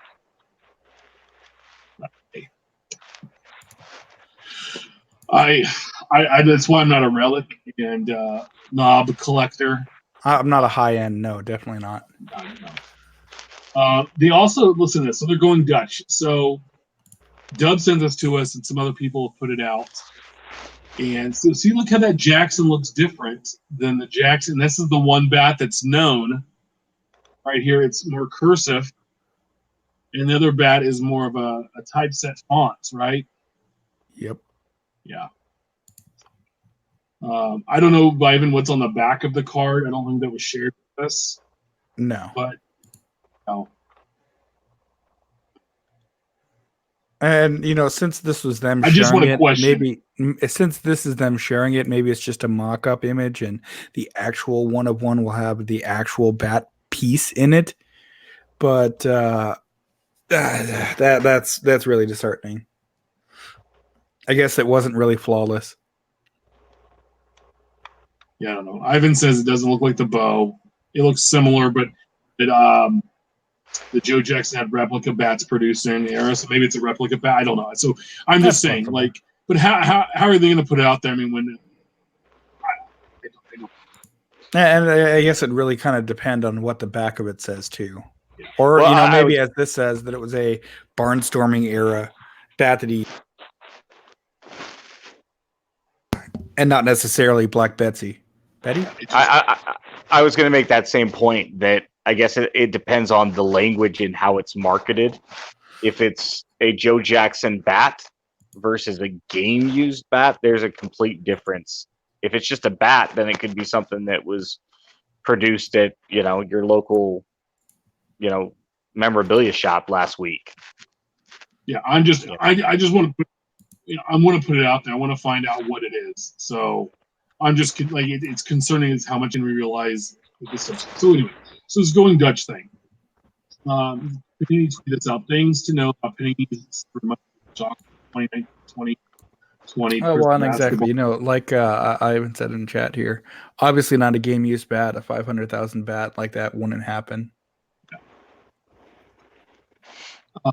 Is they're releasing their first off the line premium edition. So how it works is on Monday at 8 p.m. Pacific. So, you need to have an iCollectPanini.com account. The opening price is $1,000 for a first off the line box of Prizm basketball. As we spoke earlier, a base box is going for about $425. The price will drop every 2 minutes until the product sells out. Customers will be limited to 12 boxes per transaction and will pay the price that is active when they click purchase button. The first off the line exclusives. So the reason why you buy this product, you're going to get 3 Shimmer Autos, 4 Silver Prisms, and then 3 Shimmer Prisms as well. People have called this a cash grab for Panini because previously when they did first off the line, it was always a little bit of a premium of a price, a little bit higher, but it always stayed the same, but it was never $1,000. Well, and it was usually ahead of the actual product release too. Yes. And this still is too, being on Monday the 2nd. The probably doesn't drop till Wednesday the 4th. But I don't. They're going to sell all the boxes if their site works within the first minute or two. Sure. So they're going to get $1,800 or whatever they drop it to. Mm-hmm. And it doesn't say how much the price is going to drop in 2 minutes. Is it any? Is it 50 cents? Is it $10? Is it $5? What's the drop? We're dropping $20 every 2 minutes. I didn't see that. So I don't. I feel like we talk about them a lot. So a lot of interesting stuff going on at Panini right now. Yeah, a lot of weird stuff going on down there in Dallas, right? Yeah, I didn't do any of that. I wasn't even in the city when all of this dropped. I was in Austin and Houston. Allegedly. And San Antonio. I have the photos. No, I want your ankle bracelet checking. I don't know. So we're going to keep you posting all this stuff, and I just think it's weird. I think your best bet, if you want to buy Panini Prizm this year, buy secondary market. If you can't find it at retail. And if you can't do either, then just stay away because you're going to lose your shorts. So that's just my personal thought on this year's release. No, that's fair. Ever find a stash? You ever found a stash of cards you forgot about? This week, a couple of our favorite fellas here tweeted out. So, William Cubs Bo tweeted out, ended up finding more than 63 Torres rookies in my boxes. So, he found a random box that had over 60 rookie cards in it that he thought he had. Our buddy Ben at Cardboard Icons, the best Ben on Twitter, the best Ben collector. I agree. Found his stash of 2014 Prizm World Cup, and found a Neymar Silver. So have you ever guys found a box full of goodness that you forgot? Like when you just like a random box and you open it up and you're like, holy moly. Outside of the rookie box that had the 6 Trouts in it, 2011 update at one point. No, I mean on minor scale, I find a bunch of my minor players like this because you break a product, and I mean I showed you guys beforehand. I broke a blaster box of Top Scrum Update, and I've already sleeved the rookies. I don't even know who's in here. I sleeved and top loaded some of the major names that I actually recognize, and I'll throw them in a box and forget about them. So. I like to go back through them like once a year and say, hey, this is someone that's actually decent. Set it aside. So I kind of do this much more often, but on a minor scale. You can't just find Trout rookies every day. Yeah. What about you, Ben? Yeah, not too long ago, I purged everything out of my garage, and going through some stuff, I found some cool treasures. I think the coolest one was a rainbow Mike Stanton, not Giancarlo, rainbow parallel. I think I sold it for $75. It was right as he was getting traded to the Yankees, and it was right on the heels of his MVP 59 home run or whatever it was season. So it was right time to capitalize on selling him before I'm sure his market tanked. But it's kind of a nice little find. Traded it for a bunch of late 60s O-Pee-Chee A's. Is what I ended up spending the money on. Yeah. No, my favorite is that I was heavy collecting Bowman in 2012 to like 15, and I had them all in monster boxes, and I always sleeved the prospect cards. And so every so often I'll grab a box and I'll go through it. Oh God, this guy's in the league now. Like, he's taking off. Pull this out and rescue it. It was always fun to do. I like Steph too. I'll top load a bunch of stuff, and I have like random shoe boxes. The top loaders just piled up with good stuff, and I'll go through and forget I have. Like I found a whole run of like early 80s Tony Gwynn, Wade Boggs, strawberry rookie cards, and I was like, oh dude, I totally forgot these were in here. So I'm starting to get back and try to stay a little more organized so I don't lose things along the way. There you go. I was with Steph today. Doing too bad. So that's always fun. We're gonna hit Black Friday shopping. Tomorrow's Thanksgiving, and Black Friday follows, which I think to some people is a bigger holiday than most. Real quick, some of the big ones blowout. They've been having sales every day this week. Tons of boxes on sale. They have different, I think, running like every hour or two on their website, starting now, but going on Friday. The same Dave and Adams. Theirs is going to start Thursday morning. They're going to have a bunch of good stuff there. So check out Dave and Adams. Steel City, the same thing. ComC, all orders of $100 or more on ComC for the November 29th through December 2nd will be eligible for free shipping, which is nice. $100 isn't that much. Buy a ton of cards for that. As well, sorry, I had my mic muted. Most sellers have a promo for discounting their stuff to 30, 35, 40. I think 30, 35 is the default. But they can set whatever discount they want as far as their entire store. So discounted everything. That's a really good way to hop in there. LCSs, we talked about the Panini Black Friday packs. They have one for football and one that covers the other sports: basketball, baseball, NASCAR, and soccer. Each set's got 40 cards. The shops can distribute how they feel fit, but usually try to do it with a Panini specific purchase. And then late to the show, just a few minutes ago, Philly Puck fan of the show, hit us with Myers has its buy one, get one 50% off on all sport cards. I'm told this is the last wave of the 2019 Series 2 blisters. Just a warning though, the purple card in the blister can be searched, so don't buy the sealed blisters from a disreputable sealer, or if you know, I'm going to assume if you know that your store constantly gets searched. Yep. And do you guys have any Black Friday shopping plans? Cards? For cards, no, unfortunately. How about for real life? How about other stuff? I'm on hunt for a PS4. Benjamin? No, I'm probably going to put up the Christmas tree on Friday. Yeah, that's what we usually do. So. We usually go pick it up on Saturday. But we've done it. We did a live stream the first time last year as a family, and with the little ones now, we're going to do that continuous. So we'll keep that tradition going. I already did my Black Friday shopping with the Prizm, and my wife surprised. I wanted to buy a TV for my birthday, and getting my Christmas present stuff, and she picked it up. Bought one. I went to pick it up on Monday, so we got a brand new, big old monster TV. So nice. No, I might run over to the Walmart on Saturday and see what scraps are hanging around for the boys.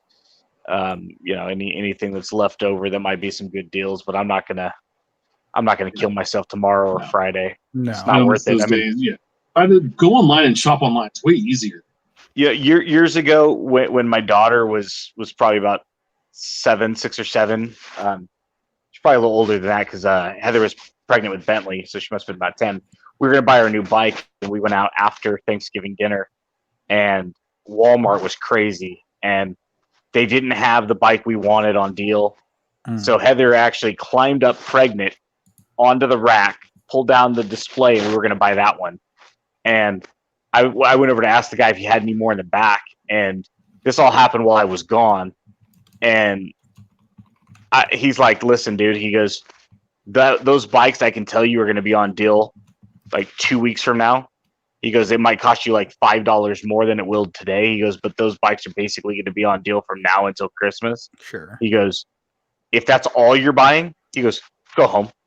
He goes, go home and come back in 2 weeks. And sure enough, we went back the following week, got it for the exact same price, brand new. But when I come back, Heather's like, look what I got. She's got in our shopping cart. I'm like, how'd you get that down? And she goes, I climbed up.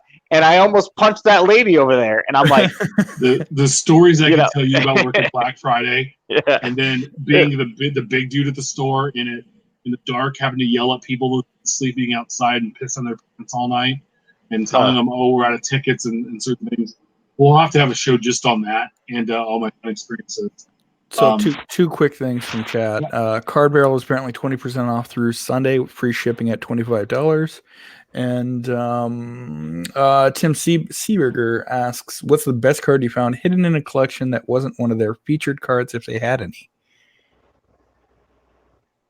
We might have to put some thought into that. Yeah. I know the best found card I found recently was the Judge Bowman Chrome rookie, or first Bowman Chrome. Totally forgot I had it. Found it in a box one day. Sold it for a nice penny. Found a gold number 2, whatever, 2011 Topps Update Anthony Rizzo with the Padres. Yeah. So Ben actually had a good thought tonight, asking what you're just one. Yeah. What are you currently thankful for in the hobby? And I'm going to hit a couple of the listener responses. Philly Puck fan, I'm thankful for all this hobby can together to help a member in need. Mark Hoyle, we have a pretty strong community of collectors who are always willing to help out, help each other out. Vosbrink, it's kind of amazing that there's a core group of people in the community who treat trading as a holistic thing, where you send what you can to whoever needs it, and everyone seems to receive stuff that you send out. Let's see. Pretty CE popped in. I'm thankful for the small content creators out there eager to share their collections and willing to do the tough research and share the results with the community. Has always allowed me to learn so much about the hobby in a short period of time. Korean cardboard collectors who help each other out, especially those who do racks. Jason Longworth, I agree, my collection would be nowhere near what it is without the generosity of some people. I mean, there's just so much of this goodness, and that it brightens me. We've talked about it before when we've had friends down and out, and we've rallied up and done things. And so, Ben, what are you thankful for in the hobby and then in real life? I'm thankful that our brother Shane, who had a little bit of a scare about a week ago or so, is doing seemingly well. And over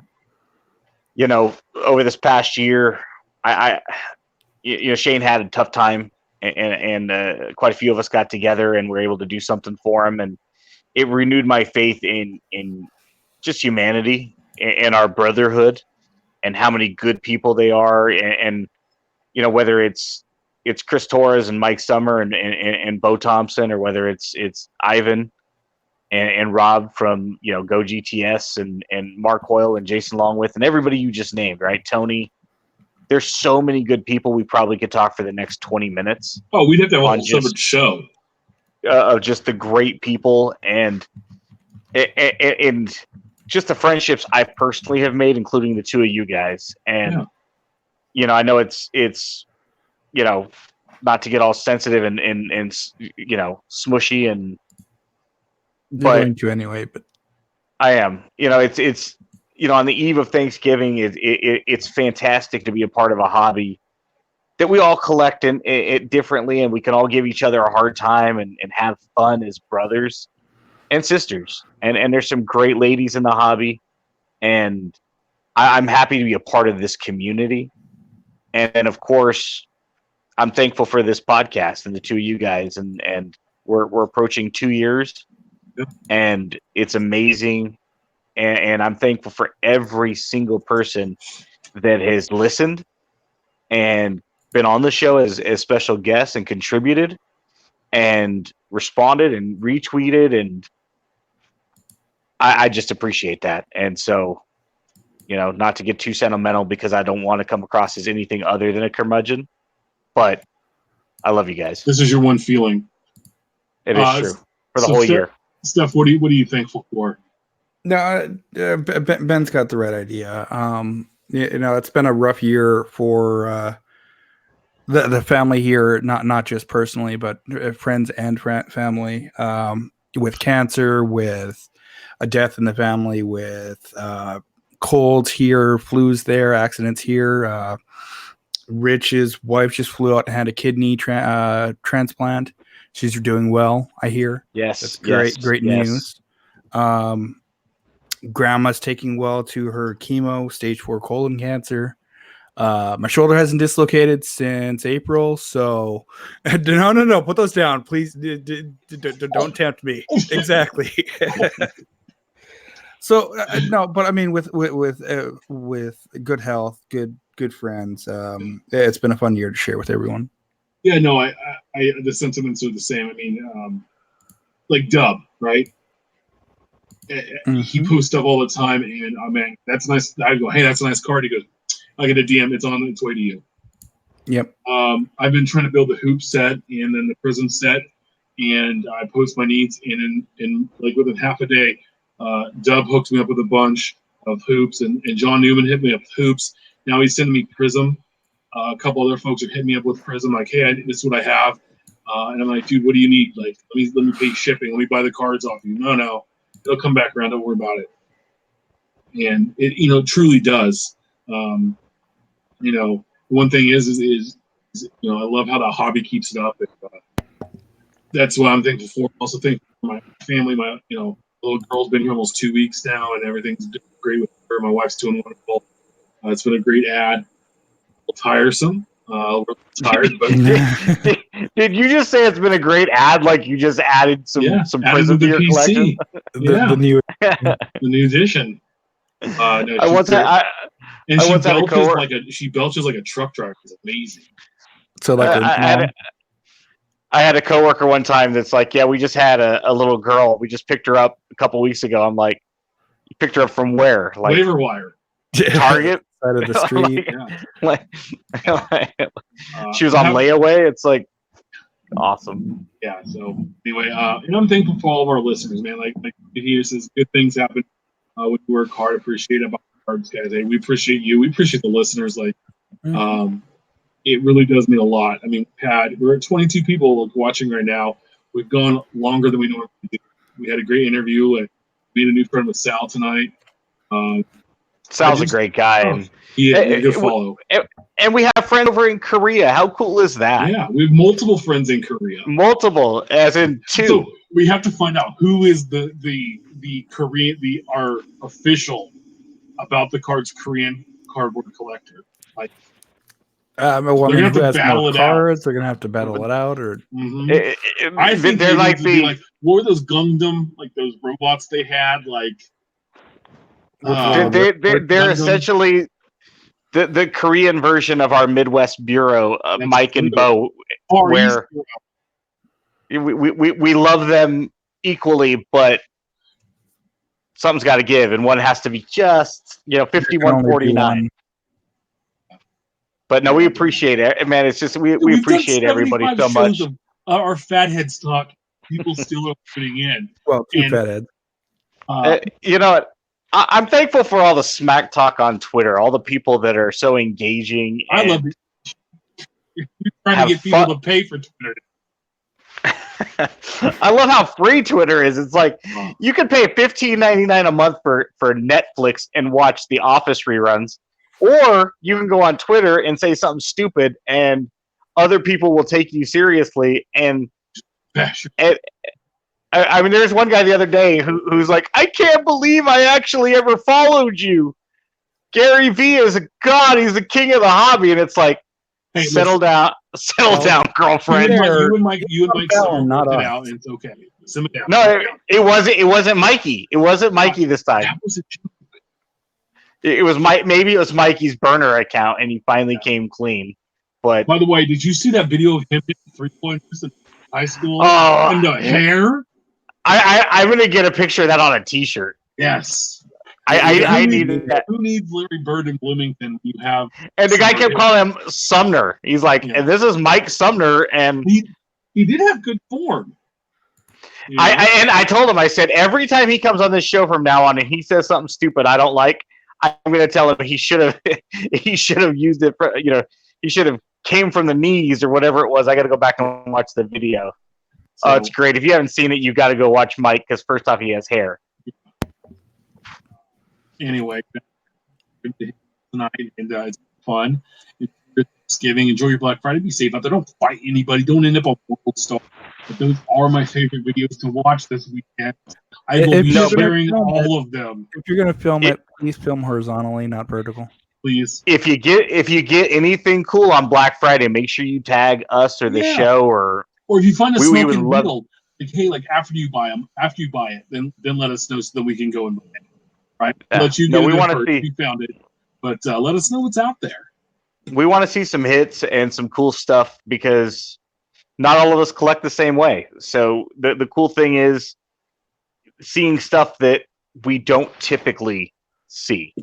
Our friend KBO, collector, who we're going to try to have on the show, lives in Korea, and he collects Korean cards. I mean, it's cool. He has a YouTube channel about it, and he's like, it's probably boring. I'm like, it's probably pretty cool, because we don't get to see that kind of stuff in America as often, and that's kind of neat. It's fun to see stuff, even if you don't collect it. I only collect ace cards, but I don't like only looking at ace cards. I like looking at all the cool stuff, even though I might not add it to my PC. Yeah, indeed. We're live every Wednesday, 8 p.m. One last thing real quick. Go to @GypsyOak, who asked who the greatest third baseman of all time was, Wade Boggs or George Brett, because right now we've lost Ben's microphone. There are two people, live every Wednesday, Big Shep 79 and Waxtopia, who are trying to clog the ballot stuff for George Brett. Boggs was at 21%. Brett was at 79%. Yeah, see that they're pulling this Yao Ming, Tracy McGrady, Ichiro, where they're stuffing ballots. Go there and vote Wade Boggs to at least make it a fair fight. Killer Brew played third when he came up. I'm just saying. But anyway, thanks for everything. Everybody that listens and supports the show, we love you all. And if you haven't been on the show and you want to be on the show, hit us up. We'd love to have you on. Yeah. We're live every Wednesday Pacific. 6 p.m. Hawaiian. On YouTube. I review our show platforms on Twitter. Follow Ben. We're Steph at Junkwax Twins. Follow me at Big Shep 79. 8 p.m. Pacific, 1 p.m. the following day Korean time. Please share all your hobby stories Solutions our way. Keep collecting. Like I said, share your Black Friday stuff with us. We want to see what's out there. We want to see what's going on. Share your Prizm pulls with us too, man. I want to see what you guys are doing out there. Hey, if you're looking to build a Prizm set and you need some singles, hit me up. Hey, man, let's see what we can do. Build some sets. All your singles. Hashtag set building 2020. Let's do it. All right, everyone. We'll see you next week. Thanks for hanging out with us. We'll talk to you soon. Enjoy Happy Thanksgiving.